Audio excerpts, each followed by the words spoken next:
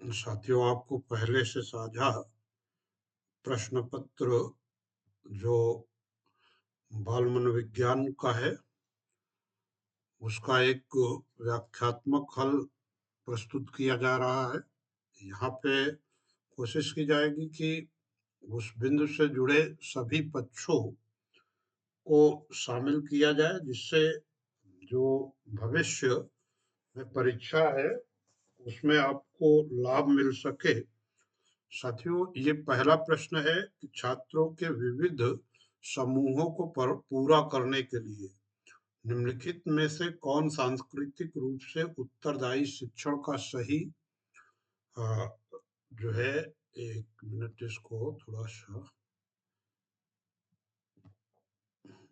सही वर्णन करता है। तो सही वर्णन साथियों, ये कौन कौन जो छात्रों के विविध समूह को पूरा करना है। तो पहली बात तो जो समूहीकरण हो वो इंटेंशनल हो और एडेप्टिव अनुकूलित हो, यानी सुविचारित हो, अनुकूलित हो और विभेदित हो, डिफरेंशिएटेड हो। मानकीकृत होने की जरूरत नहीं है साथियों। तो यहाँ पे जो इसका आप देखेंगे कि छात्रों के विविध समूहों को पूरा करने के लिए सांस्कृतिक रूप से उत्तरदायी शिक्षण का सही वर्णन ये होता है कि सुविचारित, अनुकूलित और विभेदित करता है। सांस्कृतिक रूप से उत्तरदायी शिक्षण का उपयोग कक्षा में सांस्कृतिक अंतर को प्रोत्साहित तथा समर्थन करने के उद्देश्य से किया जाता है, जिससे छात्रों के बीच समानता की भावना विकसित की जा सके और अनुकूलन फिर एक दूसरे के साथ होगा और जो है ये डिफरेंशिएटेड होगा। तो यहाँ पे साथियों ये जो दूसरा विकल्प है वो पूरी तरीके से उचित है और इसमें केवल मानकीकृत कोई व्यवस्था नहीं हो सकती इस उद्देश्य के लिए, समूह के सांस्कृतिक समूह के निर्माण के संदर्भ में। अगला साथियों, ये बहुत बार प्रश्न आता है और इस पे आज आपको जो है चर्चा, ये क्योंकि हार्वर्ड गार्नर का जो बहुबुद्धि सिद्धांत है साथियों उससे संबंधित है।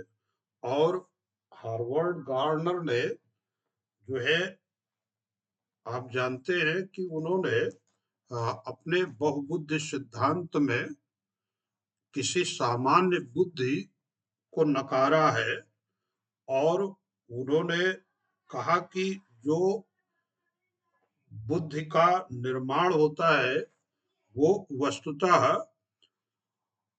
स्वतंत्र 8 प्रकार की बुद्धियों यानी सामान्य बुद्धि की व्यवस्था को उन्होंने नकारा है, बल्कि वो ये मानते हैं कि किसी व्यक्ति में वो 8 प्रकार की स्वतंत्र बुद्धि वो पाई जाती है। 8 प्रकार की जो है बुद्धि का उल्लेख किया है साथियों।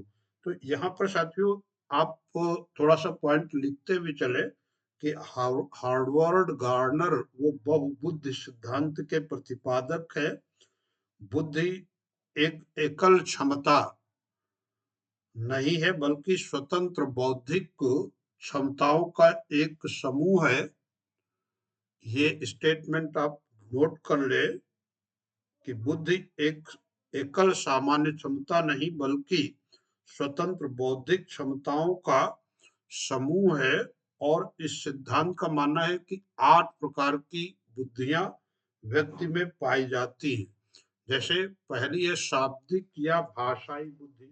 आप लोग नोट करते चलेंगे तो और बेहतर रहेगा, क्योंकि इससे क्वेश्चन बहुत आते हैं साथियों। इसमें क्या है कि शाब्दिक या भाषाई बुद्धि, इसमें ऐसे जो भी जिनमें शाब्दिक या भाषाई बुद्धि प्रखर होगी तो वो या तो व्याख्याता बनेंगे, शिक्षक बनेंगे, वकील बनेंगे।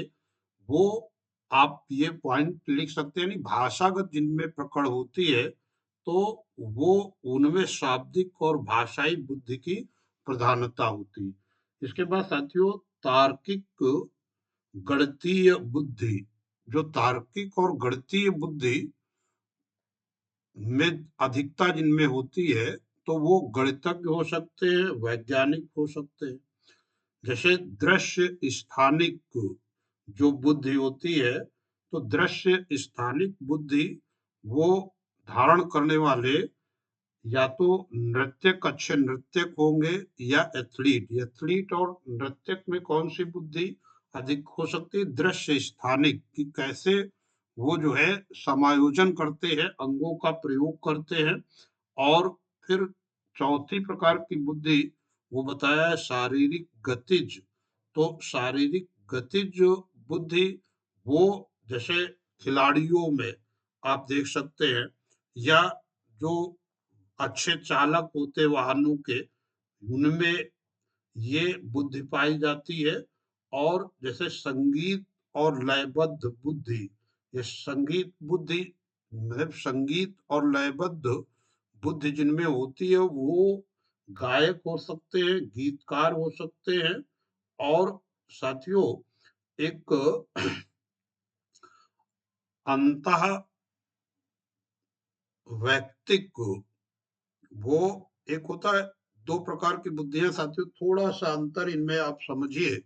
एक होता है इंटरपर्सनल, जो ये पहला विकल्प आपको दिया गया है, अंतः अंत वैयक्तिक बुद्धिमत्ता, यानी इंटरपर्सनल जो बुद्धि होती है, उसमें इस बुद्धि से वो सामाजिक व्यवहार, यानी दूसरों की पहचान, लोगों के अच्छे बुरे कैसा लोग व्यक्ति हैं, उनकी पहचान करना बहुत आसानी से वो सीख सकते हैं।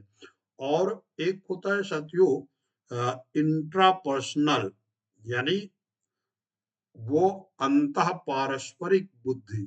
तो ये ऐसी बुद्धि वाले व्यक्ति वो संत होंगे, दार्शनिक होंगे। तो ये भी आप पॉइंट नोट करते चलेंगे। और अब यहाँ पे एक बुद्धि का रह गया प्रकार, प्रकृतिवादी। तो प्रकृतिवादी बुद्धि को जो धारण करने वाले लोग होंगे, वो जो है विभिन्न प्रकार के पौधों या विभिन्न प्रकार के जीवों, उनके व्यवहार के प्रति रुचि रखेंगे।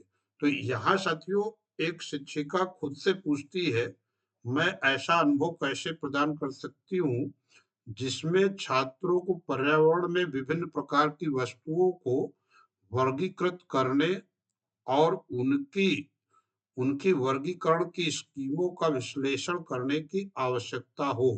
तो पर्यावरण में भाई विभिन्न प्रकार की वस्तुएं, जैसे पेड़ पौधे, जीव जंतु, इन सब का वर्गीकरण करने की योग्यता किसमें होगी? साथियों प्राकृतिक बुद्धि में होगी। अर्थात यहाँ पे दूसरा विकल्प सही है। तो 8 प्रकार की बुद्धियों के प्रति आप एक सामान्य जो है समझ बिल्कुल विकसित करते रहे, जिससे एक प्रश्न आपको अगली 2026 की जो परीक्षा होने जा रही है 8 फरवरी को, इसमें भी मिल सकता है। तीसरा प्रश्न है साथियों कि शिक्षकों को विद्यार्थियों के बीच बहस, चर्चा और सहयोग को प्रोत्साहित करना चाहिए। तो विद्यार्थियों के बीच बहस, चर्चा और सहयोग को प्रोत्साहित करना चाहिए, बिल्कुल सही है। ये ये बिल्कुल करेक्ट है कि शिक्षक को यदि ऐसा करेगा तो वास्तव में ज्ञानवर्धन और आसान हो जाएगा। तो इस पॉइंट में आप बिल्कुल सही है कि शिक्षक को विद्यार्थियों के बीच बहस, चर्चा और सहयोग को प्रोत्साहित करना चाहिए। ये और दूसरा है साथियों, इसमें ज्ञान उत्पादन एक निष्क्रिय प्रक्रिया है और सामूहिक गतिविधियों में संलग्नता अर्थपूर्ण अधिगम में बाधक बाधा डालती है। तो ये तो बिल्कुल गलत है। पहले तो ज्ञान उत्पादन प्रक्रिया वो साथियों एक सक्रिय कह लीजिए सक्रिय प्रक्रिया, और सामूहिक जो गतिविधियां होती हैं वो किसी प्रकार की बाधा नहीं उत्पन्न करती, बल्कि वो वास्तव में ये कहिए कि वो एक दूसरे को सीखने का यानी पीयर लर्निंग, कोऑपरेटिव लर्निंग की जो बात होती है उसको देती है। तो अतः यहाँ पे जो अभिकथन है वो ए सही है, किंतु साथियों आर बिल्कुल गलत है। अर्थात ये आप कहिए कि विकल्प तीसरा वो सही है। विकल्प तीसरा बिल्कुल सही है। तो आप ये पॉइंट लिख लेंगे। तीसरा विकल्प सही है, यानी ए सही है लेकिन आर यानी उसका जो कारण है वो गलत है। आप तीसरा विकल्प सही करिए। अगला पॉइंट है साथियों,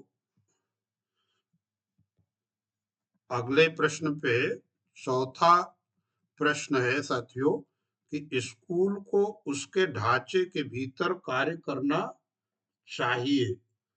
स्कूल को उसके ढांचे के भीतर कार्य करना चाहिए, तैयार उत्पाद और सीखने के परिणामों का आकलन करते हैं। स्कूल को उस ढांचे के भीतर कार्य करना चाहिए जो तैयार उत्पाद और सीखने के परिणामों का वो आकलन करते हैं। सीखना पक्के तौर पर एक अनुक्रमिक और पदानुक्रमिक वो प्रक्रिया है। तो यहाँ साथियों पहली बात तो ये स्पष्ट हो जाए कि ये ये जो कह रहा है कि स्कूलों को उस ढांचे के भीतर कार्य करना चाहिए जो तैयार उत्पाद और सीखने के परिणामों का आकलन करते हैं। ये कथन गलत है क्योंकि पूर्व निर्धारित प्रक्रिया के अनुसार कार्य करने से बच्चों का सर्वांगीण विकास नहीं हो पाएगा, ताकि इसे सीमित प्रदर्शन का ही अवसर मिलेगा। बच्चे भाई सीमित, अगर आप एक बंधे बधाए स्कूली ढांचे में बच्चों को कार्य करने का अवसर देंगे तो वहां पे बच्चों का सर्वांगीण विकास नहीं हो पाएगा। और अब ये तो गलत है स्पष्ट रूप से। और आर है सीखना पक्के तौर पर अनुक्रमिक और पदानुक्रमिक है। तो आप जानते हैं सीखना व्यक्ति की एक जन्मजात प्रकृति है और सीखने के अनुभव द्वारा उत्पन्न व्यवहार या व्यवहारिक क्षमता किसी भी अपेक्षाकृत स्थायी परिवर्तन के रूप में जाना जाता है। इसलिए पक्के तौर पे यह नहीं कहा जा सकता कि सीखना वो अनुक्रमिक या पदानुक्रमित प्रक्रिया है। वो अनुक्रमिक प्रक्रिया नहीं। आपको ये भी स्पष्ट है कि भाई जरूरी नहीं है कि बच्चा एक क्रम से ही किसी बात को सीखे। वो हो सकता है कोई अगली अवधारणा को सीख ले और पिछली न सीख पाए। तो ये यहाँ ये दोनों ही गलत है। तीसरा विकल्प यहाँ पे साथियों सही होगा। ये ए और आर दोनों ही विकल्प वो गलत है। अगले प्रश्न की ओर, एक ये है कि सुनीता एक 12 वर्षीय लड़की है। सुनीता एक 12 वर्षीय लड़की विशेष संगीतीय क्षमता रखती है। उसके माता पिता दोनों ही निपुण गायक हैं और वे सुनीता को अपनी आवाज को और बेहतर करने के लिए प्रशिक्षण कक्षा में भेज रहे हैं। सुनीता की यह क्षमता संभावित रूप से किन कारकों के अंतःक्रिया का परिणाम है। तो साथियों आप यह देखिए कि सुनीता जो एक 12 वर्षीय बालिका है उसके माता पिता वो निपुण गायक है, यानी उसको आनुवांशिक रूप से ये क्षमता उसे उसके माता पिता से मिली हुई है। और दूसरी बात ये है यहाँ पर साथियों कि उसके माता पिता क्या कहते हैं कि वे सुनीता को अपनी आवाज को और बेहतर करने के लिए प्रशिक्षण कक्षा में भेज रहे हैं, यानी वातावरण का भी असर है। तो यहाँ आप कहेंगे आनुवांशिकता और वातावरण दोनों का ही वो प्रभाव वो सुनीता पर पड़ रहा है। ये पॉइंट आप बिल्कुल सही देख रहे होंगे कि पहली बात तो ये है कि वो आनुवांशिकता का प्रभाव, जेनेटिकली उसे अपने माता पिता से वो गायकी विरासत में मिली है। और दूसरा पॉइंट ये है कि उसको वातावरण उसके माता पिता दे रहे हैं ताकि वो बेहतर गायक बन सके। तो आप बिल्कुल स्पष्ट हो रहे होंगे और इसमें ये जो दूसरा उत्तर आनुवंशिकता और वातावरण दोनों ही मिल रहे हैं और ये इसी का असर पड़ता है। यानी आनुवंशिकता यानी जो जेनेटिकली क्षमता बच्चे को मिल रही है और परिवेश में जो बात उसे मिल रही है। अगले पॉइंट पे हम लोग चलते हैं बच्चों। ये ये ये छठा प्रश्न है, पियाजे और वाइगोस्की के सिद्धांतों में एक प्रमुख समानता है। तो साथियों भाई इसमें अगर आप देखें कि बच्चों के विकास में चरण जैसी प्रगति पर फिर बच्चों की स्वयं की शिक्षा में संलग्नता और जुड़ाव, तो ये पॉइंट जो दूसरा है कि चाहे वो जीन पियाजे हो, वो ये मानते हैं कि बच्चा स्वयं एक अन्वेषक है, वो अन्वेषण द्वारा वो बहुत सारी चीजें वो सीखने का प्रयत्न करता है। और यही बात ये है कि वाइगोस्की का मानना है कि बच्चे स्वयं सीखते हैं और उसके ये जो सीखने की क्रिया है वो संस्कृति से सीखते हैं, यानी समाज और संस्कृति के से सीखते हैं।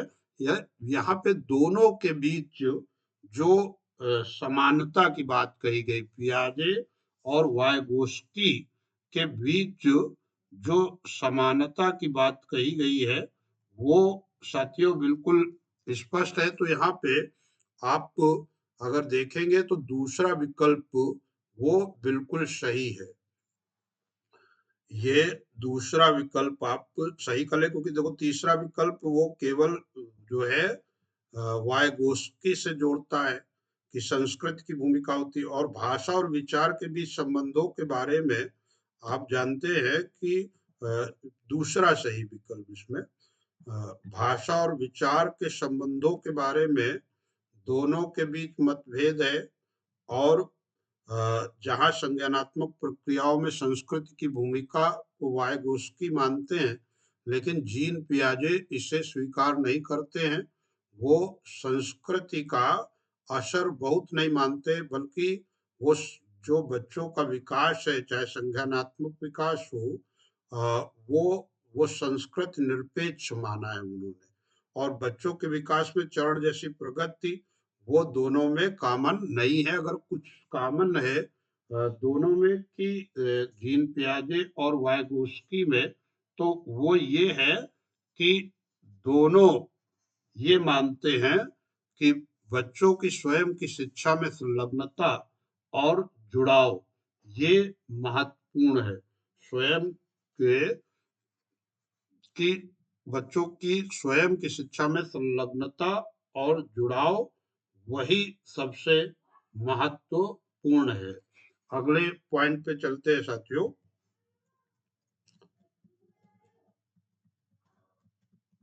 एक ये प्रश्न है सुमेलित, ये विभिन्न प्रकार के आकलन यानी असेसमेंट को पर आधारित एक ये प्रश्न साथियों दिया गया है और उसमें पूछा जा रहा है कि कौन युग्म वो सुमेलित है। तो आकलन के संदर्भ में आपने साथियों पढ़ा है कि पहली बात तो ये चीजें आप थोड़ा सा लिख लेंगे कि जैसे रचनात्मक मूल्यांकन, तो रचनात्मक मूल्यांकन क्या है? वो फॉर्मेटिव असेसमेंट जो बच्चे की गतिविधियों पर निगरानी रखता है और मूल्यांकन वर्ष भर चला करता है। केवल उसके संज्ञानात्मक पक्ष को ही ध्यान में नहीं रखा जाता, बल्कि उसके भावनात्मक, उसके शरीरगत विकास सब पर ध्यान रखा जाता है। तो रचनात्मक मूल्यांकन वो एक व्यापक अवधारणा है, और ये पॉइंट आप लोग नोट कर लेंगे कि जो फॉर्मेटिव असेसमेंट है या शिक्षण अधिगम प्रक्रिया के दौरान बच्चों की निगरानी करता है, सदैव ये निगरानी करता है। और इसमें फिर अगला एक, यानी ये सुमेलित नहीं है, क्योंकि रचनात्मक मूल्यांकन यह निर्धारित करता है कि छात्र कक्षा से पहले और बाद में क्या कर सकते हैं, तो ये बात बिल्कुल इसमें नहीं आती। योगात्मक मूल्यांकन आप जानते हैं कि जो समेटिव असेसमेंट होता है, योगात्मक मूल्यांकन वो हम आपके विद्यालयों में वो योगात्मक मूल्यांकन की प्रक्रिया है। उसमें क्या करते हैं कि वर्ष के अंत में या 6 महीने में, 3 महीने में हम एक परीक्षा के द्वारा वो शिक्षण की अवधि के अंत में जो मूल्यांकन होता है उसे हम योगात्मक मूल्यांकन कहते हैं। तो ये भी वो इसमें आप देख रहे हैं सुमेलित नहीं है। फिर दूसरा है, अगला पॉइंट है कि मानक संदर्भित मूल्यांकन। तो मानक संदर्भित मूल्यांकन साथियों के प्रदर्शन की इसमें तुलना की जाती है, साथियों के प्रदर्शन की इसमें तुलना की जाती है। इसलिए ये नहीं, इसमें ये भी संभव नहीं है साथियों के इसमें सॉरी, हाँ, साथियों के प्रदर्शन की तुलना की जाती है। तो ये यही आप देखिए, ये जो पहला विकल्प है वो पूरी तरीके से सही है। और जो मानदंड संदर्भित मूल्यांकन होता है या एक छात्र के प्रदर्शन की तुलना एक बड़े समूह के साथ करने के लिए वो डिजाइन की जाती है। तो मानदंड बनाया जाता जो विशिष्ट विषयों के महारत से शामिल नहीं है। अर्थात आप ये जो मानक संदर्भित मूल्यांकन कहने तात्पर्य, इसमें एक मानक तय हो जाता है कि भाई इस स्तर पर, किसी क्लास के स्तर पर एक मानक बना लिया जाता है कि उस तरह ज्ञान बच्चे को हो जाए। आगे साथियों अगले उस पे चलते हैं। 8वां प्रश्न है कि संवेदनशील अवधि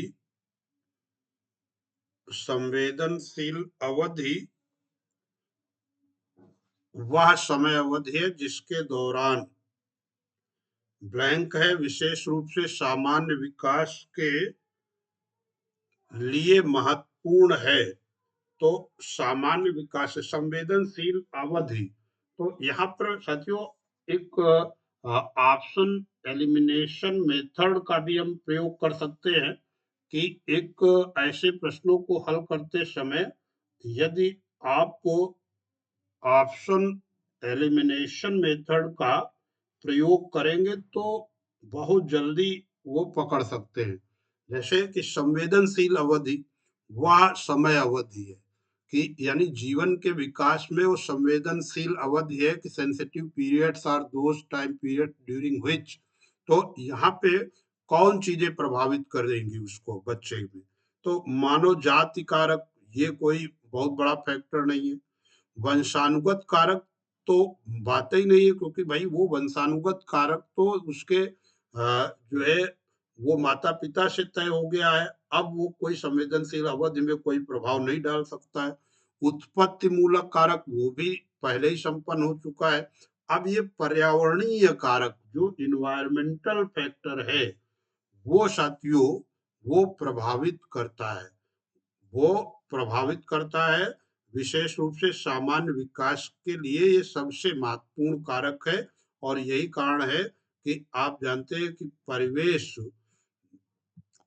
उचित परिवेश को भाई आप अपने बच्चों को दिलाने के लिए आप वैसे मोहल्ले में रहते हैं जहाँ के लोग पढ़े लिखे हो, वहाँ के अच्छे लोगों के बीच में रहना चाहते हैं। तो ये पॉइंट साथियों पर्यावरणीय कारक महत्वपूर्ण रहेगा। अगले उस पे चलते हैं। ये लेओ वायगोस्की के अनुसार भाषा और विचार के बीच क्या संबंध है। तो साथियों आपको बता दें कि भाई भाषा और विचार को लेकर के वो लेओ वायगोस्की का कथन है कि भाषा और विचार एक दूसरे से स्वतंत्र है, और साथ ही जहाँ जीन पियाजे ये हाँ भाषा और विचार एक दूसरे से स्वतंत्र है। लेओ वायगोस्की के अनुसार भाषा और विचार एक दूसरे से स्वतंत्र नहीं, बल्कि जीन पियाजे का मानना है कि भाषा और विचार एक दूसरे से स्वतंत्र हैं और विचार पहले आते हैं और भाषा के रूप में अभिव्यक्त होते हैं।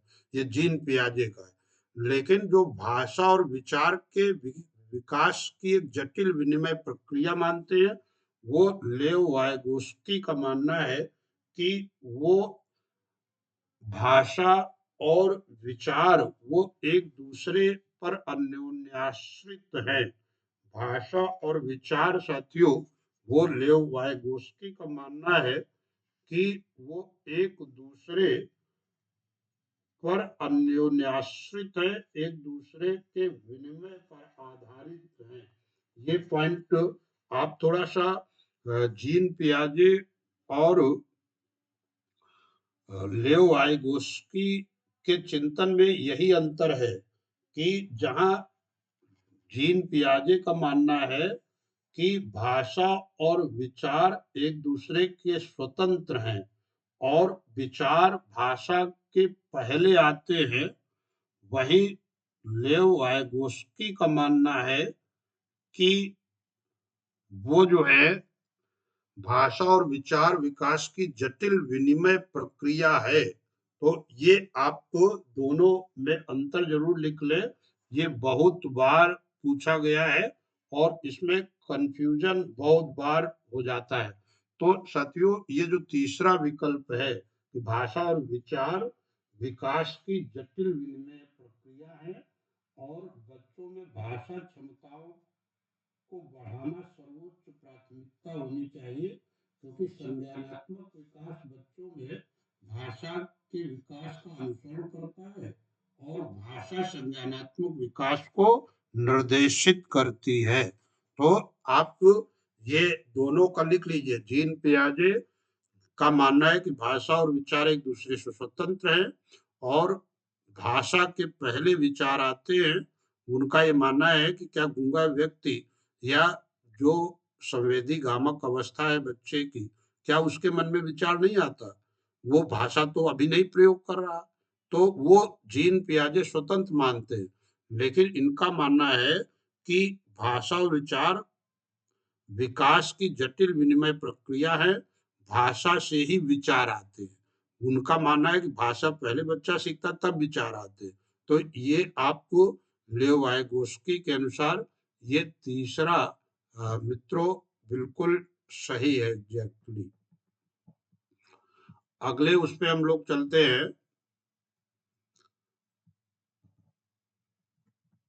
अगला प्रश्न है समावेशी कक्षाओं में विशेष में विशेष बच्चों की जरूरतों को पूरा करने के लिए एक अलग शैक्षणिक कार्यक्रम पेश किया जाता है। फिर दो है अलग अलग विभिन्नताओं के अनुसार विभेदित निर्देश दिए जाते हैं। नहीं, विभेदित निर्देश अलग अलग नहीं दिए जाते। फिर तीन बच्चों के बीच हर तरह की विभिन्नता को दूर करने का लक्ष्य। ये तो विभिन्नता को यानी डाइवर्सिटी तो संसाधन है, इसको दूर करना गलत है, ये भी नहीं सकता, दो भी नहीं हो सकता। चार को पहचानना चाहिए कि हर बच्चा एक ही दर से और एक ही समय में सीखेगा, ये भी नहीं सही है। तो साथियों ये क्या है कि जो समावेशी कक्षाएं होती है, इंक्लूसिव क्लासेस जो होती है, उनमें एक विशेषता ये होती है कि विशेष बच्चों की जरूरत के अनुसार हम एक अलग शैक्षिक कार्यक्रम यानी हमारी जो शिक्षण योजना होती है, वो अत्यंत लचीली होती है और विशेष बच्चे के लिए हम विशेष शैक्षणिक योजना के साथ वहाँ पर उपस्थित होते हैं कि भाई समावेशी कक्षा में कोई बच्चा सर्वांग हो सकता है, कोई दिव्यांग हो सकता है। तो अब जो दिव्यांग बच्चा है हमको उसके लिए अलग शैक्षिक योजना के तहत पढ़ाने की जरूरत होती है। और इसी तरीके से उच्च जाति और निम्न जातीय विविधता हो सकती है, लैंगिक विविधता हो सकती है, विभिन्न संस्कृतियों या भाषाई विविधता हो सकती है। तो ऐसे में यदि हम एक जैसा हम अपना शैक्षिक कार्यक्रम रखेंगे तो उसमें जो विशेष आवश्यकता वाले बच्चे वो कहीं पीछे चले जाएंगे। तो इसमें पहला उत्तर बिल्कुल सही है। अगले उस पे चलते हैं साथियों। अगला है प्रगतिशील शिक्षा में बच्चों को किस तरह देखा जाता है। तो साथियों आपको मैं बता दूं कि प्रगतिशील जो शिक्षा के प्रतिपादक है वो एक अमेरिकी जो मनोवैज्ञानिक है जॉन डुगवी। और उन्होंने प्रगतिशील शिक्षा में वो जो है बच्चे को केंद्र बिंदु में रखा है। यानी प्रगतिशील शिक्षा क्या है, वो जिसमें चाइल्ड सेंटर्ड व्यवस्था हो, जिसमें जो है बच्चा प्रमुख केंद्र में हो और उसको ये अवसर दिए जाएं कि वो उसका सर्वांगीण विकास हो। तो यहाँ पे प्रगतिशील कक्षा में एक आज्ञाकारी और केवल ज्ञान का उपभोग करने में सक्षम नहीं, दो ज्ञानवर्धक और अर्थ की रचना करने वाला, ये यही दूसरा विकल्प सबसे बेस्ट है। कमजोर और सुरक्षा की जरूरत में मासूम और आश्रित ये सब कुछ नहीं हो सकता। ये प्रगतिशील जो है शिक्षा में बच्चे को देखा जाता है एक ज्ञानवर्धक और अर्थ की रचना करने वाला।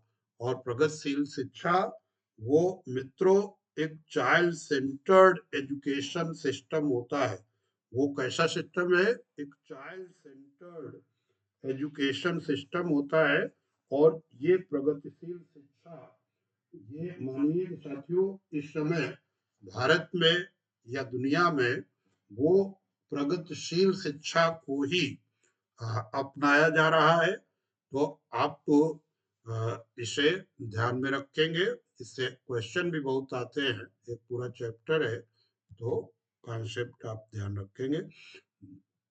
अगला प्रश्न है मित्रों, ये अभिकथन है कि शिक्षकों को बच्चों को प्रयोग के लिए बहुत सारे अवसर देने चाहिए और उदाहरण और गैर उदाहरणों पर चर्चा करनी चाहिए। तो ये तो बिल्कुल सही है। बच्चे लर्निंग बाय डूइंग, क्योंकि प्रगतिशील शिक्षा का भी यही आधार है कि बच्चे स्वयं करके सीखे, चाइल्ड सेंटर्ड होता है, उनको प्रोजेक्ट विधि के तहत सिखाया जाए। तो यहाँ वही बात है, शिक्षकों को बच्चों को प्रयोग करने के लिए बहुत सारे अवसर देने चाहिए और उदाहरण तथा गैर उदाहरण देना चाहिए। ये सही है। अच्छा, बच्चों में गलत धारणाओं से निपटने का एक रचनात्मक तरीका है विपरीत उदाहरण देना। तो ये बिल्कुल सही है। काउंटर एग्जाम्पल देना कि मान लीजिए कोई बच्चा कोई ऐसा अभिमत उसके मन में तैयार हो गया कि नहीं, जो है जल की विशाल राशि वो हरी होती है। तो यहाँ पे आप एक काउंटर एग्जाम्पल दे करके, ठीक, अच्छा तुम्हारी बात हम हरी मानते हैं, चलिए इसको सिद्ध करिए।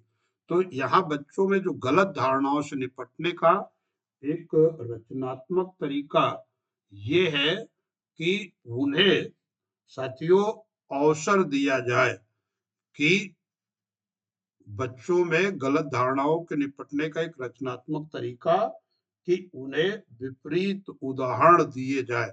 तो यहाँ पे साथियों आप देखिए कि ये दोनों ही वो सही है, असर्शन जो हमारा है और वो असर्शन और कारण यानी रीजन दोनों बिल्कुल सही है। आप और यहाँ व्याख्या भी कर रहे हैं। मेरे हिसाब से ये दोनों सही है और ए की आर सही व्याख्या करता है, तो यहाँ पे चौथा विकल्प सही हो जाएगा।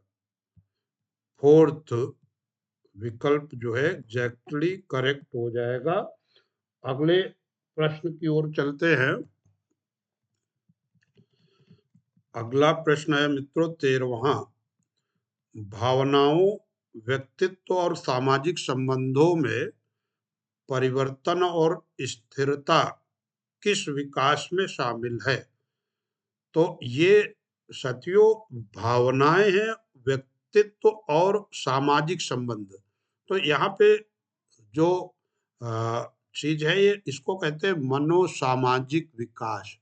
जैसे आप जानते हैं, यहाँ पे आपको इसको लिख भी लेंगे कि जो मनोसामाजिक विकास का सिद्धांत देने वाले हैं वो एरिक एरिक्सन महोदय ने वो साथियों मनोसामाजिक विकास का सिद्धांत प्रतिपादित किया है और उन्होंने ये बताया है मनोसामाजिक विकास का जो सिद्धांत है ये एक ऐसा सिद्धांत है जो बताता है कि व्यक्ति का व्यक्तित्व जीवन के 8 चरणों से गुजरता है और प्रत्येक चरण एक विशिष्ट मनोसामाजिक संकट का सामना करना पड़ता है।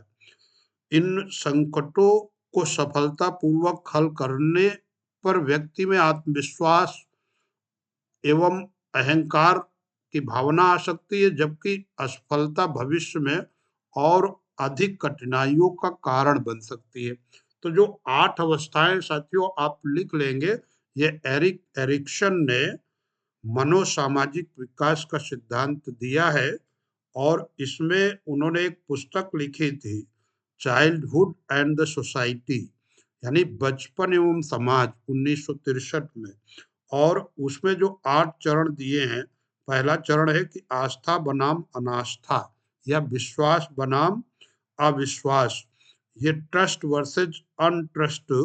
ये यहाँ पे ये जो है शिशु में ऐसी बात आती है, पहली अवस्था ही है और अ, यदि इस काल में माता पिता का प्यार, स्नेह और अपनत्व मिलता है तो उनमें विश्वास का भाव जागृत हो जाता है। तो ये, और यदि नहीं मिलता है तो वो फिर संकट में पड़ जाता है। मिल जाता है तो उसमें आशा का संचार हो जाता है, तो एक मनोसामाजिक मूल्य मिल जाता है। फिर दूसरी है शायद साथियों स्वायत्तता बनाम शर्म या संदेह।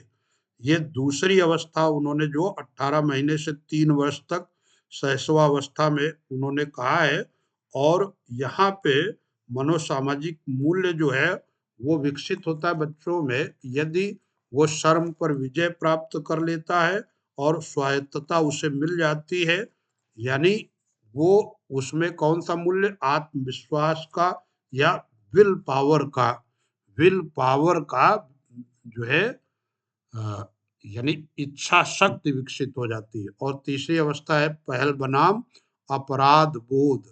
ये 3 से 5 वर्ष तक लिया गया, यानी पूर्व बाल्यावस्था है और इसमें जो है ये पहल बनाम अपराध बोध की अवस्था। फिर केवल अवस्थाओं के नाम लिख ले, नहीं बहुत बड़ा हो जाएगा।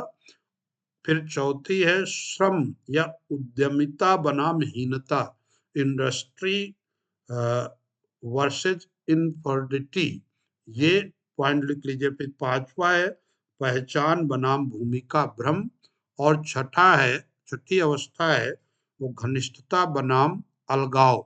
ये 18 से 35 वर्ष के बच्चों में देखी जाती है और किशोरों में जो पांचवी अवस्था आप देखते हैं कि पहचान बनाम भूमिका भ्रम और ये आ जाती है, यानी आइडेंटिटी वर्सेस कॉन्फ्लिक्ट। छठी हो गई घनिष्ठता बनाम अलगाव और उत्पादकता बनाम ठहराव। ये वो कहते हैं कि 35 वर्ष से 65 वर्ष की अवस्था में ये देखा जाता है और अहंकार की अखंडता बनाम निराशा, ये 65 वर्ष से अधिक की अवस्था है। तो मनोसामाजिक विकास, तो साथियों ये 13वें का उत्तर दूसरा एग्जैक्टली करेक्ट है। आप इसको सही कर लीजिए। 13वां प्रश्न हो गया। अब इसमें जीन पियाजे के अनुसार अगला ये प्रश्न है, थोड़ा हिंदी में आप लोग देख लो। जीन पियाजे के संज्ञानात्मक विकास का सिद्धांत यह बताता है। जीन पियाजे के संज्ञानात्मक विकास का सिद्धांत यह बताता है कि एक अवधारणाओं को जटिल से सरल के क्रम में सिखाया जा सकता है। ये तो नहीं कहता है भाई, बिल्कुल नहीं। सरल से जटिल की ओर तो हो सकता है, लेकिन जटिल से सरल की ओर सिखाने की बात ही नहीं है। इसमें आप जो है इसको छोड़ देंगे। और अगला विकल्प है, दो पाठ्यक्रम को बच्चों की आयु समूह व चरण के को ध्यान में रखकर तैयार किया जाना चाहिए। ये बिल्कुल कहता है। आप जानते हैं कि जीन पियाजे ने जो अपना संज्ञानात्मक सिद्धांत साथियों प्रतिपादित किया, तो उस संज्ञानात्मक सिद्धांत में उन्होंने 4 संज्ञानात्मक अवस्थाओं का उल्लेख किया है। और उन 4 संज्ञानात्मक अवस्थाओं में, जैसे आप जानते हैं कि पहली जो संज्ञानात्मक अवस्था है वो संवेदी गामक या इंद्रिय गामक अवस्था, जहाँ पर इंद्रिय प्रधान व्यवहार होता है बच्चे का, और वो जो है अपने भूख प्यास इन सब बातों को अपनी इंद्रियों के माध्यम से ही प्रकट करता है। ये अवस्था वो 0 से 2 वर्ष तक होती है।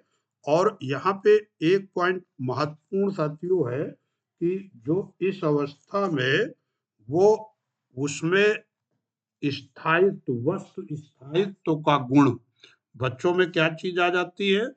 वस्तु स्थायित्व का गुण बच्चे में विकसित हो जाता है। वो ये कैसा गुण है साथियों कि बच्चा ये जानने लगता है कि हमारे सामने न होने पर भी वस्तु या व्यक्ति का अस्तित्व है। यानी माता पिता वो जो है मेरे सामने नहीं है, लेकिन वो कहीं न कहीं हैं। तो वो चीज बात वस्तु स्थायित्व का गुण साथियों उनमें आने लगता है। दूसरा, जो दूसरी अवस्था है वो 2 वर्ष से 7 वर्ष की अवस्था में, यहाँ पर साथियों पहला तो ये भाषाई विकास का एक बड़ा महत्वपूर्ण काल होता है। यहाँ पर बच्चे को आसानी से वो भाषाई ज्ञान कराया जा सकता है। भाषा को वो आसानी से सीख सकता है। लेकिन इस अवस्था में वो अनुपात का सही आकलन करना नहीं जानता। वो 1 किलोग्राम लोहा और 1 किलोग्राम रुई में उसके दिमाग में रहता है कि नहीं, रुई बड़ा है, रुई का भार वो बड़ा है। इस काल की एक और विशेषता है कि यहाँ पे साथियों बच्चों में एक भाव आने लगता है वो कि जीवन वो देखता है, वो सजीवता का गुण, कि वो अपने गुड्डे गुड़ियों में वो सजीवता का गुण देखने लगता है। और वो कहता है कि नहीं, मेरी गुड़िया बीमार है, इसको डॉक्टर के पास ले चलो।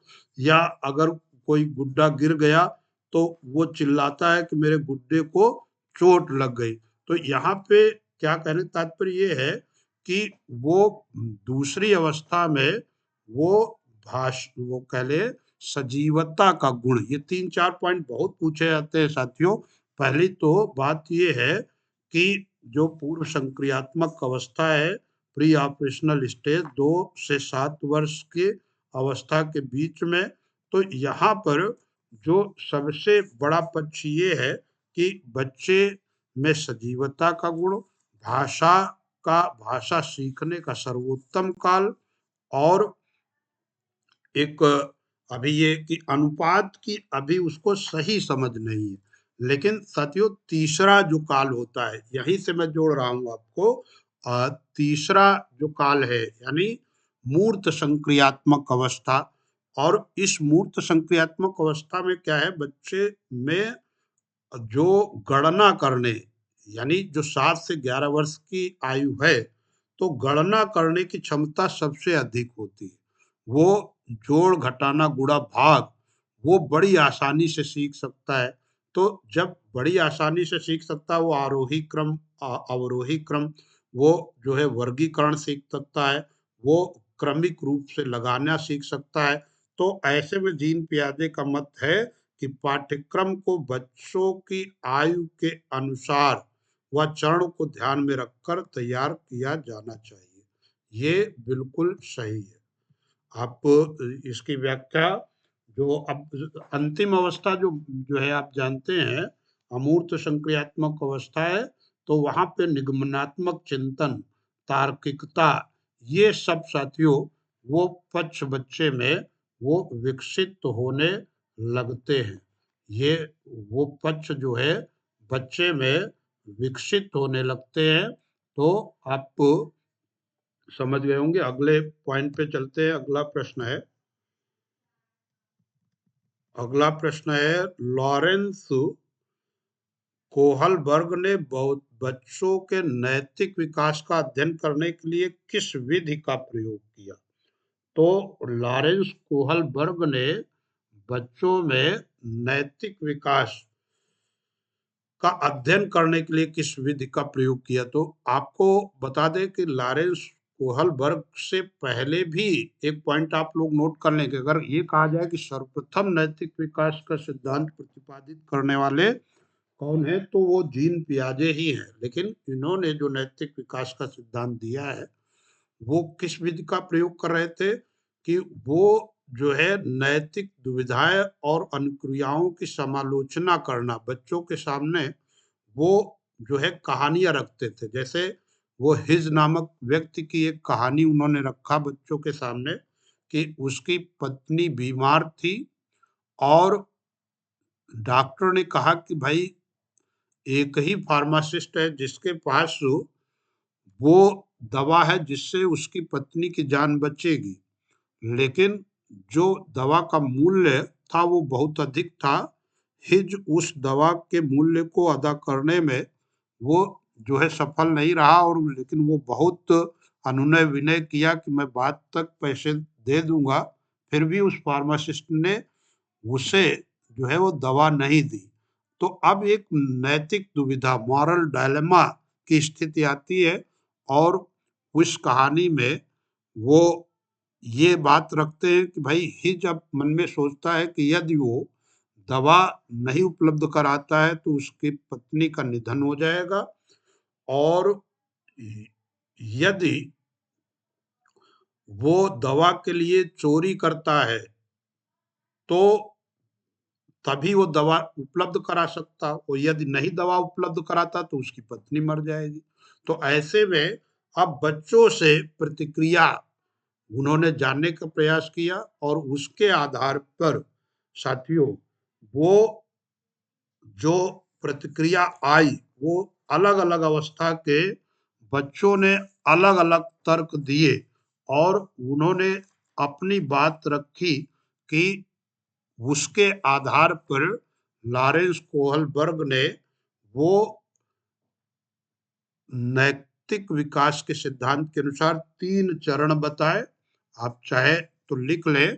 पूर्व परंपरागत नैतिकता का स्तर, पूर्व परंपरागत नैतिकता का स्तर, और परंपरागत नैतिकता का स्तर, और उत्तर परंपरागत नैतिकता का स्तर। अब इन नैतिकताओं के मामले में उन्होंने जो साथियों रखा क्या कि भाई उन नैतिकताओं के मामले में मतलब जो 3 बताया उन्होंने, तो उनके दो दो उपचरण बताए, यानी कुल चरण कितने हुए साथियों? 6।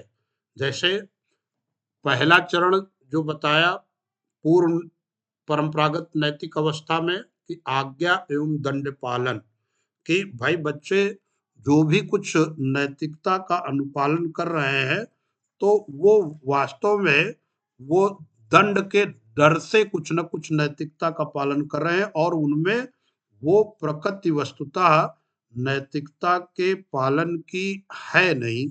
ये एक पॉइंट। फिर इसी तरीके से उन्होंने अलग अलग जो है 6 चरण प्रतिपादित किए, जिसमें एक अवस्था होती है जो परंपरागत नैतिक अवस्था में, कि बच्चा जो है गुड बॉय या गुड गर्ल बनने की प्रवृत्ति रखता है, और फिर अंत में वो सार्वभौमिक नैतिकता के सिद्धांतों को स्वीकार करने की प्रकृति में आता है। तो इस तरीके से आप ये कहेंगे कि जो नैतिक दुविधाएं प्रस्तुत की गई लॉरेंस कोहलबर्ग के द्वारा, वही ये पहला विकल्प मित्रों पूरी तरीके से सही है। आप इसे सही करेंगे। अगले उस पे चलते हैं। अगला प्रश्न है कि जीन पियाजे के अनुसार वयस्कों जीन पियाजे के अनुसार बच्चे वयस्कों से भिन्न हैं। कैसे भिन्न है भाई? बच्चों में वयस्कों की तुलना में बच्चों में वयस्कों की तुलना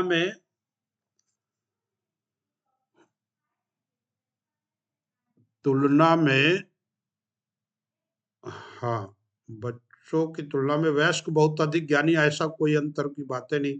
बच्चों की सोच वयस्कों से गुणात्मक रूप से भिन्न होती है। तो ये पॉइंट बिल्कुल सही है कि बच्चों की सोच वयस्कों की तुलना में गुणात्मक रूप से भिन्न होती है।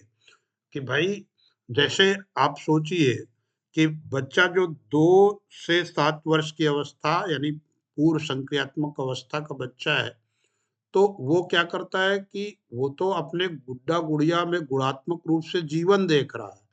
वो कहता है कि भाई मेरे जो है गुड्डे को चोट न लगे, लेकिन क्या बड़ा ऐसा सोचता है? वो बिल्कुल नहीं सोचता। तो ये क्वालिटेटिव डिफरेंस होता है। जीन पियाजे विकास को क्रमिक मात्रात्मक परिवर्तन के साथ साथ वो वो कहते हैं गुणात्मक परिवर्तन होता है, और ये चीजें गुणात्मक परिवर्तन वो दिखता है कब? वो संज्ञानात्मक विकास में भी दिखता है और शारीरिक विकास में भी साथियों दिखता है।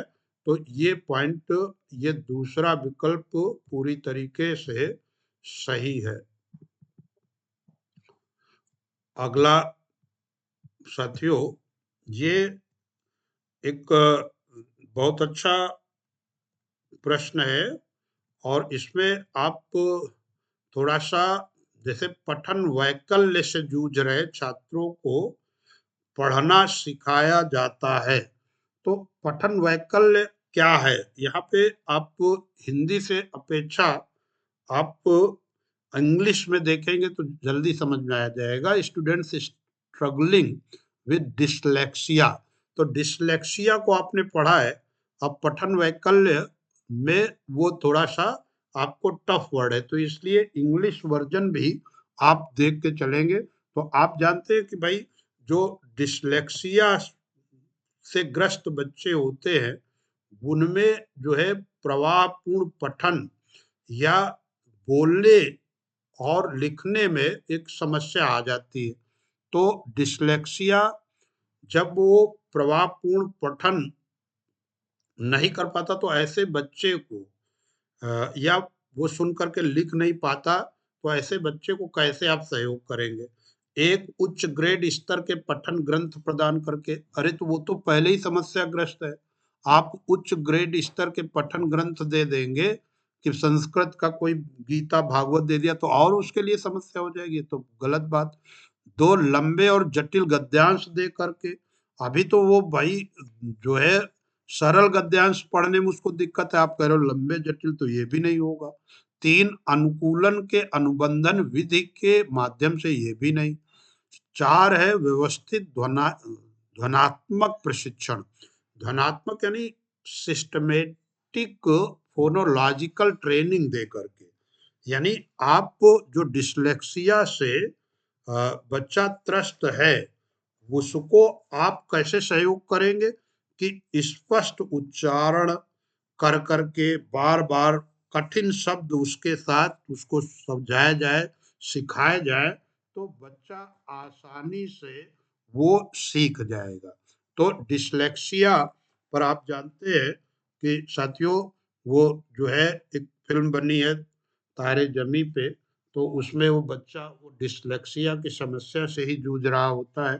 तो ये पॉइंट आप समझ गए होंगे। आप कुछ और यहाँ पे जो डिसेबिलिटीज हैं, इसके लिए एक वीडियो हमने बनाया है और उसपे हमने जो है विभिन्न प्रकार की जो मतलब डिसेबिलिटीज हैं उनका उल्लेख किया। लेकिन यहाँ पे और आप जोड़ लीजिए कि भाई जैसे डिसलेक्सिया पठन विकार है, इस अधिगम अशक्तता में बालक को पढ़ने में कठिनाई होती है। जैसे कि वो वाच यानी WAS और SAW दोनों को एक मान लेता है, न्यूक्लियर को अनक्लियर को में अंतर नहीं कर पाता है, या बी और डी को एक मान लेता है। तो ये एक पठन विकार है। फिर एक होता है साथियों अफेजिया। अफेजिया भाषा एवं संप्रेषण अधिगम अशक्तता है कि बच्चा मौखिक रूप से वो ना तो सीख पाता और ना ही वो अपने विचारों को सटीकता से रख पाता है। तो ये सामान्यतया मस्तिष्क में किसी प्रकार की क्षति से होकर ये विकार उत्पन्न होता है। तो आप अफेजिया लिख लीजिए कि भाषा एवं संप्रेषण अधिगम अशक्तता है। इसके बाद एक होता है साथियों डिस्फेजिया। डिस्फेजिया ये मस्तिष्क में किसी क्षति के कारण बातचीत करने में आंशिक या पूर्णतया अक्षमता कहलाती है। और ये डिस्फेजिया आपने लिख लिया। और एक होता है साथियों डिस्ग्राफिया। ये सब बहुत पूछे जाते हैं, एक बार मैं आपका रिवीजन करा दे रहा हूँ कि डिस्ग्राफिया लिखने संबंधी विकार। और ये कैसे आते हैं कि जो हमारे सूक्ष्म गति कौशल हैं, यानी माइक्रो मोटिव स्किल्स हैं, मोटर स्किल्स हैं, उनमें जैसे हाथ हथेली या उंगलियों संबंधी विकार अगर हैं, तो उससे ये डिसऑर्डर उत्पन्न हो जाता है, तो बच्चा सही से लिख नहीं पाता। और एक डिस्कैलकुलिया। डिस्कैलकुलिया ये अंक गणित को समझने में कठिनाई उत्पन्न होती है। डिस्थीमिया ये गंभीर तनाव की अवस्था होती है और इससे उसका अधिगम प्रभावित होता है। डिस्मोर्फिया जो होता है साथियों, वो क्या होता है कि इसमें एक मनोविकार जिसमें व्यक्ति को ये भ्रम हो जाता है कि उसके शरीर के कुछ अंग बहुत छोटे या अपूर्ण हैं। तो यहाँ पर साथियों पठन वैकल्य या डिस्लेक्सिया से जूझ रहा बच्चा, उसको आप सहयोग कैसे करेंगे, तो आप लिख लेंगे ये मतलब चौथा विकल्प सही करेंगे। अगले साथियों ये थोड़ा वीडियो बड़ा हो रहा है, आप थोड़ा लाइक कमेंट वगैरह हमारे चैनल पे भी करते रहें साथियों, आपको बड़ा सहयोग मिलेगा। थोड़ा सा ये जो है मेरा अनुरोध है कि आप लोग भी लाइक कमेंट करते रहेंगे तो अच्छा रहेगा। यहाँ पे अगला ये जो प्रश्न है साथियों 18वां प्रश्न है, अभिकथन ए शिक्षकों को शिक्षार्थियों के बीच व्यक्तिगत भिन्नताओं का सम्मान करना चाहिए। तो बिल्कुल सम्मान करना चाहिए, सभी शिक्षार्थियों की आवश्यकता के अनुसार अपने शिक्षण को समायोजित करना चाहिए। तो व्यक्तिगत भिन्नताओं को जो है सम्मान देना वो जरूरी है। ये तो बिल्कुल सही है। फिर शिक्षकों को विविध पृष्ठभूमि के शिक्षार्थियों को पढ़ाते समय उनके बीच सहयोग, समूह कार्य और बातचीत से बचना चाहिए। ये तो गलत है, ये बिल्कुल एग्जैक्टली गलत हो जाएगा। आर यानी ए सही किंतु आर गलत है, अर्थात ये दूसरा विकल्प मित्रों वो पूरी तरीके से सही है। ए सही किंतु आर गलत है। अगला क्वेश्चन 19वां है। 19वां प्रश्न है, रमा एक शिक्षिका है जो वायगोस्की के सिद्धांत को अपनी कक्षा में लागू कर रही है और वह एक चुनौतीपूर्ण कार्य को पूरा करने के लिए अपने छात्रों को समूह में कार्य करने के लिए नियुक्त करती है। कार्य के दौरान एक छात्र एक महत्वपूर्ण संकल्पना को समझने के लिए संघर्ष करता है। रमा के लिए इस छात्र की मदद करने का सबसे प्रभावी तरीका क्या होगा? एक छात्र को समस्या को स्वयं हल करने का प्रयास करने के लिए प्रोत्साहित करना। फिर 2 छात्र को एक अलग कार्य सौंपे जो उसकी योग्यता के अनुकूल हो। नहीं, 3 है छात्र के साथ समस्या पर काम करें और समूह के अन्य सदस्यों को शामिल करते हुए आवश्यकता अनुसार मार्गदर्शन और प्रतिपुष्टि दें। तो साथियों यही है। आप जानते हैं कि वाइगोस्की ने एक अवधारणा दी है, वो है जेडपीडी। तो उसी पर आधारित ये प्रश्न है। जोन ऑफ प्रॉक्सिमल डेवलपमेंट, यानी एक ऐसा क्षेत्र जहां पर जो है बच्चा अपनी क्षमता से कहीं अधिक वो दूसरों के सहयोग से आगे बढ़ सकता है। अपनी क्षमता जो उसकी है वो थोड़ा सा उसको यदि दूसरे का सहयोग मिल जाता है तो वो तेजी से आगे बढ़ सकता है। तो साथियों ये जो है जेडपीडी, और आप जानते हैं कि लेवाइगोस्की ने स्कैफोल्डिंग का सिद्धांत भी प्रतिपादित किया है, और उस स्कैफोल्डिंग के सिद्धांत में भी यही बात है कि वो जो है शिक्षक या जो कुछ अधिक जानता हुआ है व्यक्ति, वो बच्चे के लिए एक बाढ़ या मचान के रूप में कार्य कर दे, तो वो बहुत तेजी से अपने उद्देश्यों एवं लक्ष्यों को पाने में वो सफल हो जाएगा, बच्चा बहुत आगे बढ़ जाएगा। तो साथियों अगले प्रश्न की ओर हम लोग चलते हैं। अगला प्रश्न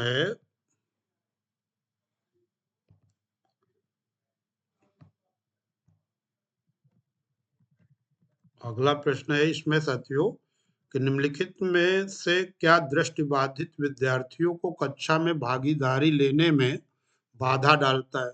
तो दृष्टिबाधित बच्चे जो विजुअली इम्पेयर्ड होते हैं वो भाई देख नहीं सकते। अब क्या कह रहे हैं, बाधा डालता है। तो मुद्रित पाठ्य पुस्तकें और नोट्स, भाई जब वो दृष्टिबाधित बच्चा है तो वो क्या मुद्रित पाठ्य पुस्तकें और नोट्स देख सकता? नहीं देख सकता, तो यही बाधा ही है। आप यही पहला ही सही करेंगे, जबकि अन्य चीजें जैसे उभरी हुई रेखा चित्र और मानचित्र को तो वो अनुमान जो है हाथ से छू करके एहसास करके जान जाएगा। ग्राफिक सामग्री के स्पर्शनीय तरीके भी, इलेक्ट्रॉनिक रूप से प्रारूपित व्याख्यान जो होता है उसको भी वो समझ लेगा। तो आप समझ रहे होंगे कि भाई ये बाधा बनेगी। उस वो मुद्रित पुस्तकें, भाई उनको तो वो जान ही नहीं पाएगा ना। फिर अगला है, महारत हासिल करने के लक्ष्य निर्धारित, महारत हासिल करने के लक्ष्य निर्धारित करने से छात्र की अभिप्रेरणा और योग्यता के बारे में विचार कैसे प्रभावित होते हैं? फिर ये ऑप्शन है, यह अक्सर योग्यता के वृद्धिशील दृष्टिकोण में बढ़ी हुई आंतरिक अभिप्रेरणा और विश्वास को दर्शाता है। तो ये देखो, वृद्धिशील यानी ये जो है कि यह अक्सर योग्यता के वृद्धिशील दृष्टिकोण में बढ़ी हुई आंतरिक अभिप्रेरणा और विश्वास को दर्शाता है। तो भाई महारत कब हासिल करेगा? जब आंतरिक रूप से अभिप्रेरित होगा बच्चा, और जब आंतरिक रूप से अभिप्रेरित होगा तभी तो उसका वृद्धिशील दृष्टिकोण होगा और तभी तो उसमें विश्वास आएगा। तो ये बिल्कुल सही है। अगले ऑप्शन भले पढ़ लो लेकिन यही ऑप्शन वो पूरी तरीके से सही है। आप अन्य में देखो, उनको अगर आप एलिमिनेशन मेथड से अलग करना चाहे तो ये भी मैं चर्चा कर दे रहा हूँ कि कह रहे हैं कि यह अक्सर योग्यता के स्थिर दृष्टिकोण में बढ़ी हुई बाहरी प्रेरणा और विश्वास को दर्शाता है।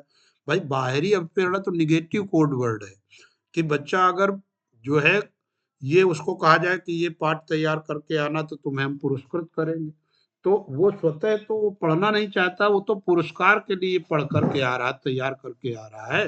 तो वो जो है ये हो नहीं सकता। या अक्सर योग्यता के वृद्धिशील दृष्टिकोण में बाहरी प्रेरणा फिर आ गई, ये भी नहीं हो सकता है।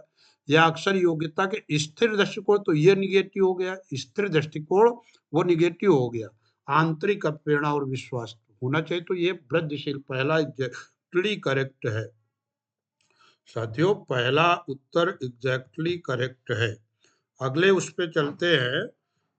आप एक शिक्षक है जो अपने छात्रों को परासंज्ञानात्मक यानी मेटा कॉग्निटिव कौशल विकसित करना चाहते हैं, तो कितने यानी परा संज्ञानात्मक कौशल की बात यहाँ पे हो रही है, एक बड़ी अवधारणा है। तो ये इस पे क्या है कि कैसे आप एक शिक्षक है जो छात्रों को परासंज्ञानात्मक कौशल विकसित करने में मदद करना चाहते हैं।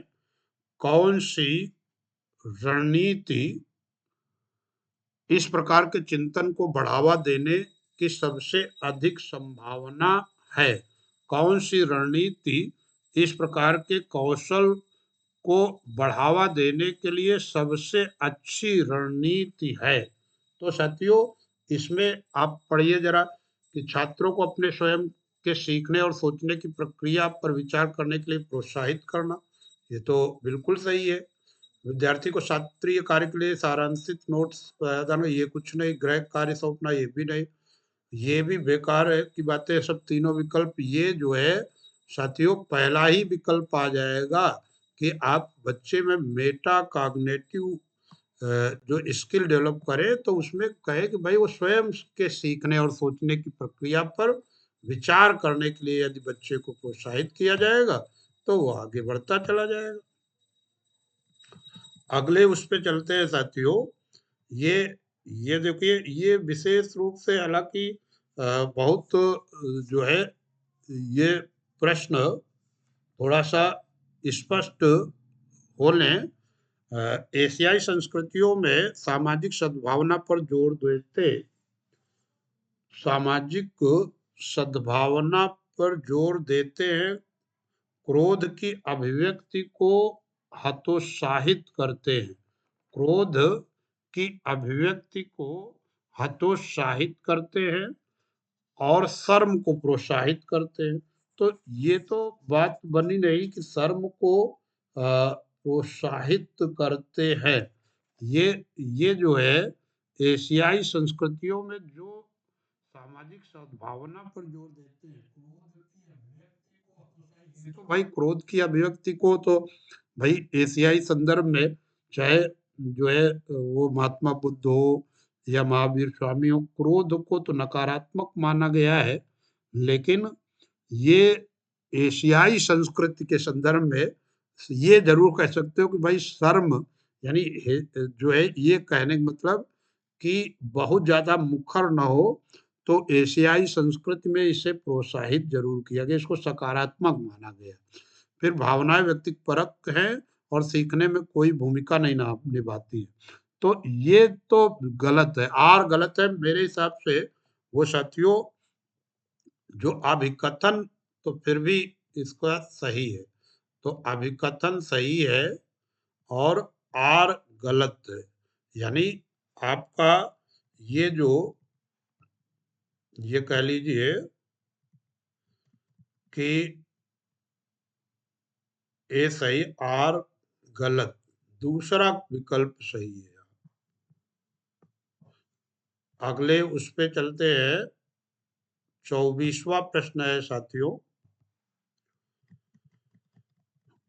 छात्रों के लिए कक्षा में प्रतिक्रिया सबसे अधिक प्रभावी होती है जब वह सीखने की गतिविधि के दौरान और पश्चात भी होता है। यह इस बात पर ध्यान केंद्रित करता है कि बच्चा क्या नहीं कर सकता, बजाय इसके लिए कि वह क्या कर सकता है। यह वर्ष के अंत में परीक्षण और परीक्षा केंद्रित, तो ये सब निगेटिव है। या छात्रों को तुलनात्मक श्रेणी प्रदान का, ये भी निगेटिव है। तो यहाँ पे आप यह इस बात पर ध्यान केंद्रित करता है कि बच्चा क्या नहीं कर सकता, बजाय कि इसके कि वह क्या कर सकता है। तो ये दूसरा ही सबसे उचित वो साथियों उत्तर होगा। आप इसे सही करें। अगले उस पे चलते हैं साथियों। अगला है रचनावादी शिक्षण विद्यार्थियों को किस ओर कंस्ट्रक्टिव यानी रचनावादी शिक्षण। तो वो रचनावादी जो चिंतक है वो सब कहते हैं कि वो खोज आधारित बच्चा, वो खोज आधारित अधिगम की ओर वो ले जाते हैं कि बच्चे जो है लर्निंग बाय डूइंग के द्वारा वो सीख सकते हैं। खोज आधारित चिंतन की ओर वो रचनावादी जो है थिंकर बच्चों को ले जाने की सोचते हैं। खोज आधारित है। इसके बाद साथियों आप जानते हैं कि भाई अन्वेषणकर्ता के रूप में वो लिया गया है बच्चा। जीन पियाजे ने भी लघु वैज्ञानिक माना है। अच्छा, निम्नलिखित में कौन सा प्रश्न विश्लेषणात्मक चिंतन, विश्लेषणात्मक यानी आप विश्लेषण विधि जो है आ, उसके तहत कि टुकड़ों टुकड़ों में बांट कर हम चिंतन करते हैं किसी बात का। तो यहाँ पर आप देखिए विश्लेषणात्मक चिंतन को बढ़ावा देगा भारत में कितने राज्य हैं। तो ये तो फिक्स है कि वो बता देगा कि भाई संख्या इतनी है भारत में। भारत की कुल जनसंख्या कितनी ये भी फिक्स है। इसमें कोई विश्लेषणात्मक चिंतन का अवसर नहीं मिलता। लेकिन भारत में जनसंख्या वृद्धि के विभिन्न कारण, तो ये जरूर है कि भाई वो बताएगा कि अशिक्षा सोचेगा। वो दिखेगा कि भाई लोगों के पास मनोरंजन के साधन नहीं है, ये इसलिए जनसंख्या तीव्र वृद्धि। अभी भी लोग जो है जागरूक नहीं। तो वहां पर तो चिंतन करने का अवसर मिलेगा। चौथा भी भारत की राजधानी तो दिल्ली भर देगा, उसमें कौन सा विश्लेषण।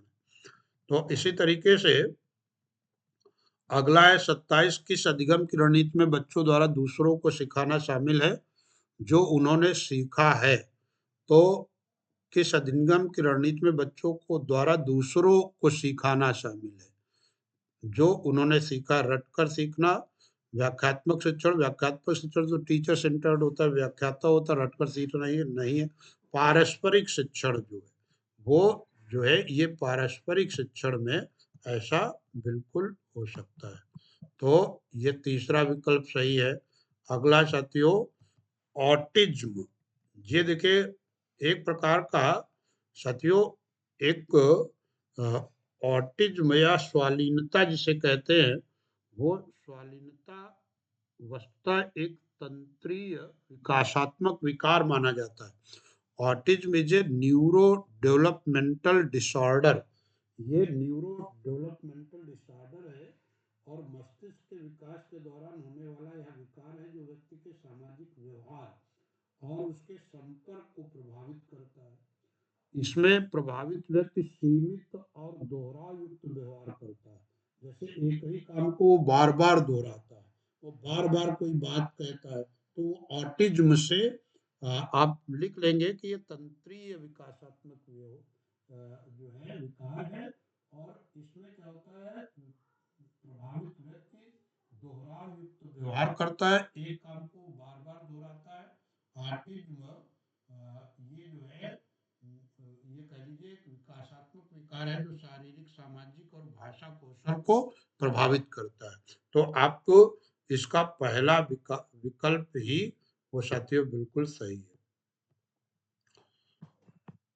अगला पॉइंट साथियों, अगले उस पे चलते हैं 29वां। 29वां है किशोरावस्था के दौरान जेंडर अपेक्षाओं के अनुरूप स्त्रीत्व या पुरुषत्व की परंपराओं का पालन करने के लिए दबाव बढ़ जाता है। किशोरावस्था के दौरान जेंडर अपेक्षाओं के अनुरूप स्त्रीत्व या पुरुषत्व के अनुपालन का दबाव बढ़ जाता है। तो ये जो है साथियों यहाँ पे ये कहिए किशोरावस्था के दौरान जेंडर और अपेक्षाओं के अनुरूप स्त्रीत्व या पुरुषत्व की परंपराओं के पालन करने का दबाव बढ़ जाता है। ये तो बिल्कुल सही है कि भाई किशोर अवस्था में कहा जाता है कि नहीं नहीं तुम जो है लड़के हो उधर लगो, तुम ये लड़की है, ये घर में रहे, है। फिर क्या है, जेंडर और जेंडर भूमिकाएं जैविक रूप से निर्धारित, जैविक रूप से नहीं निर्धारित होती, भूमिकाएं है यहाँ पे। जेंडर तो जैविक रूप से निर्धारित हो जाएगा कि ये जो है पुरुष लिंग है या स्त्रीलिंग है, लेकिन भूमिकाएं, रोल, रोल जैविक नहीं होता, भूमिकाएं तैयार करता है समाज। अर्थात यहाँ पे साथियों ए सही, आर गलत है। ए सही किंतु आर गलत है। अब अगले पॉइंट पे चलते हैं। अगला है कि विद्यार्थियों में समालोचनात्मक चिंतन को विकसित करने के लिए एक शिक्षक को क्या करना चाहिए? तो समालोचनात्मक चिंतन विकसित करने के लिए विद्यार्थियों को उनके संदेह और सवालों के लिए हतोत्साहित नहीं, ऐसे सवाल देने चाहिए कि निष्कर्ष और व्याख्या शामिल हो। ऐसे सवालों से बचना चाहिए, विवेचन विश्लेषण की आवश्यकता हो, ऐसे सवाल पूछने चाहिए। ये जो है जिनमें निष्कर्ष और व्याख्याएं शामिल हो, बस यही दूसरा विकल्प साथियों बिल्कुल सही है। ये एक व्याख्यात्मक हल साथियों प्रस्तुत किया गया। आप लोग अपने कमेंट में बताइए कि आपको ये कैसा लगा। आपके कमेंट हमें प्रोत्साहित करेंगे। तब तक के लिए साथियों, जय हिंद, जय भारत।